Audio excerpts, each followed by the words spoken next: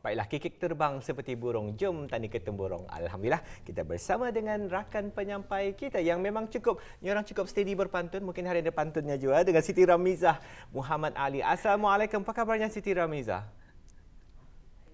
Nak diburu anak rusa, jumpa Dini dan Hani, hati pun suka. Assalamualaikum. Wow, memang Ramizah.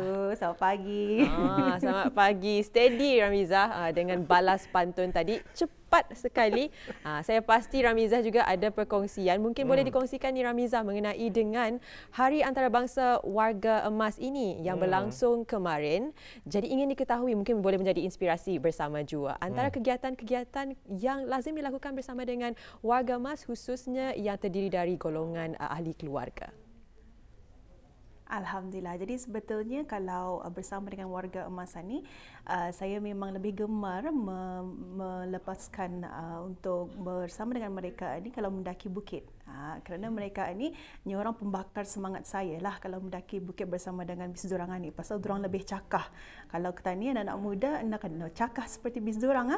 Kalau bagi ahli keluarga pula, terutama sekali kepada nini saya, memang suka berdudun saja ke rumah supaya dapat meluangkan masa bercerita-cerita bersama dengan nini saya lah.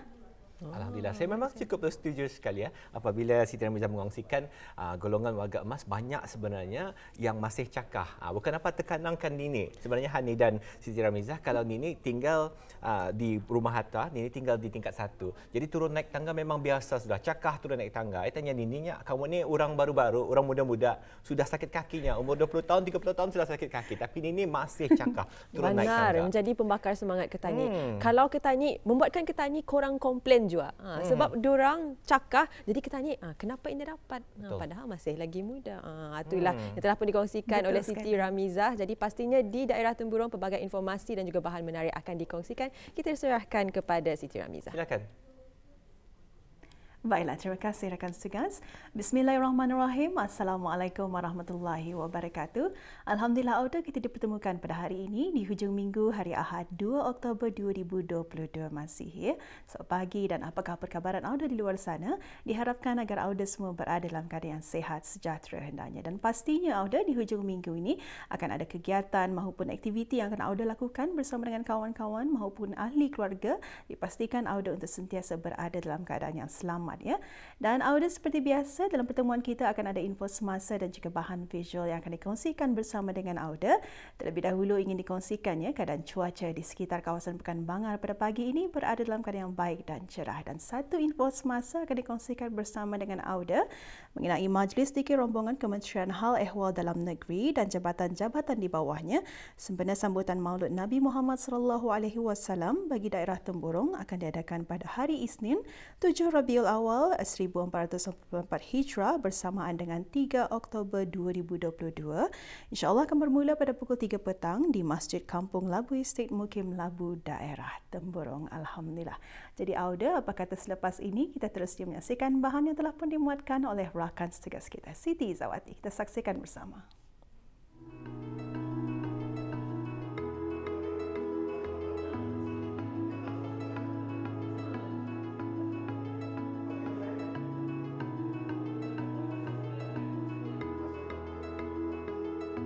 Kemalangan dan kecederaan boleh berlaku pada bila-bila masa serta di mana-mana tempat. Justru tindakan yang betul dan cepat boleh meningkatkan prospek pemulihan mangsa apabila berlakunya kecemasan. Sehubungan dengan itu, baru-baru ini Makan Ceria Sendirian Berhad dengan kerjasama Persatuan Bulan Sabit Merah Negara Brunei Darussalam telah menganjurkan program First Aider Masjid sebagai salah satu projek kolaborasi pintar menerusi perjanjian perkongsian pintar. Ianya bertujuan memperkenalkan teknik kemahiran asas pertolongan kecemasan.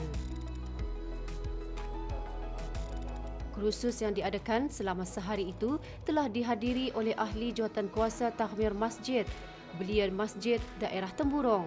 Antara lain tujuan kursus diadakan adalah untuk menyampaikan dan berkongsi maklumat berkenaan teknik-teknik asas pertolongan cemas seperti bantuan pernafasan CPR yang betul kepada orang awam khususnya ahli masjid. Pengetahuan first aid adalah tidak ternilai untuk seseorang sebagai individu dan untuk komuniti Ketani.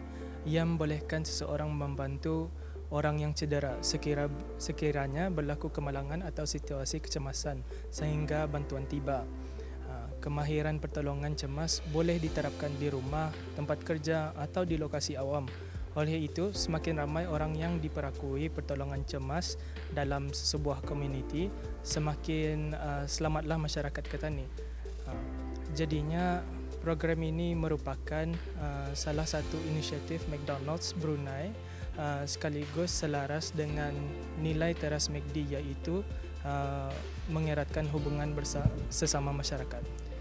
Harapan saya apa yang ilmu yang diberikan masa kursus first aid at masjid ini dapat digunakan dengan sepenuhnya. Hadir selaku tetamu kehormat majlis Yang Mulia Pengiran Muhammad Amir Mubarak bin Pengiran Haji Hashim, pemangku pegawai daerah Temburong. Di akhir majlis, penyampaian sijil kepada seramai 49 peserta yang telah pun diadakan di Masjid Utama Muhammad Saleh, Pekan Bangar. Acara dimulakan dengan ucapan alu-aluan dari Yang Mulia Muhammad Al-Fatah bin Haji Seruji.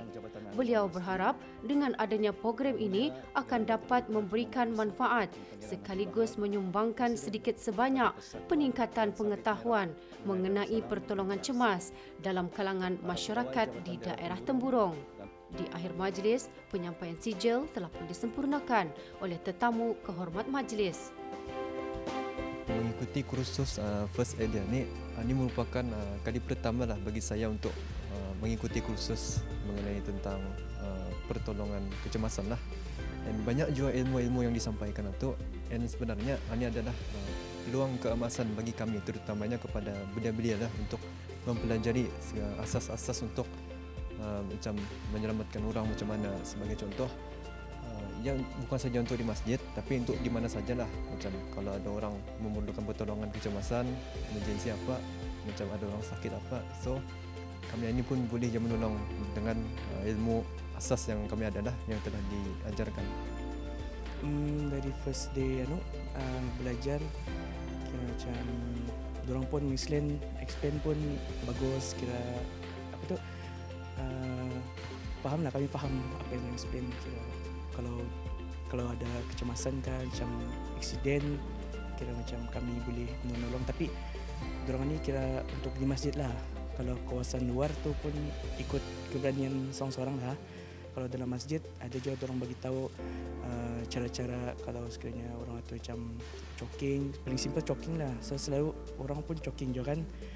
Ya tu kira benda yang first mesti belajar lah kalau pasal choking. Dengan adanya kursus pertolongan cemas tersebut, ianya akan dapat membentuk satu kumpulan kecemasan yang profesional dan terlatih serta mempunyai kemahiran dan persijilan dalam pertolongan cemas, menyelamat nyawa dan memberikan perkhidmatan asas bantuan kecemasan pada setiap masa.